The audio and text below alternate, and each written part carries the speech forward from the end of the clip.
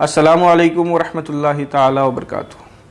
ایک سوال یہ آیا ہوا ہے کہ حضرت یہ بتائیے کہ کل کتنے انبیاء کرام علیہ السلام کو شہادت کی موت نصیب ہوئی ہے؟ دیکھیے، اس کا جواب یہ ہے کہ قرآن کریم میں یا احادیث میں اس کی صراحت موجود نہیں ہے کہ کل کتنے انبیاء کرام شہید ہوئے۔ قرآن کریم میں اس کا ذکر ہے کہ یہودی انبیاء کرام کو ناحق قتل کیا کرتے تھے، لیکن اس کا ذکر نہ قرآن کریم میں ہے نہ احادیث کریمہ میں ہے کہ کل کتنے انبیاء کرام کو شہید کیا گیا۔ یہودیوں کے متعلق قرآن کریم میں یہ آیا ہے، اللہ تبارک و تعالیٰ ارشاد فرماتا ہے وَيَقْتُلُونَ النَّبِيِّينَ بِغَيْرِ الْحَقِّ، کہ یہودی نبیوں کو ناحق قتل کیا کرتے تھے۔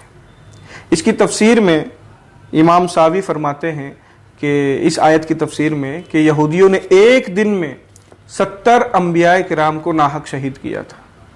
تو یہ ایک تفصیل ہمیں مل جاتی ہے، باقی کل کتنے انبیاء کرام شہید ہوئے اس کی تفصیل ہمیں کہیں بھی نہیں ملتی۔ السلام علیکم ورحمۃ اللہ تعالی وبرکاتہ۔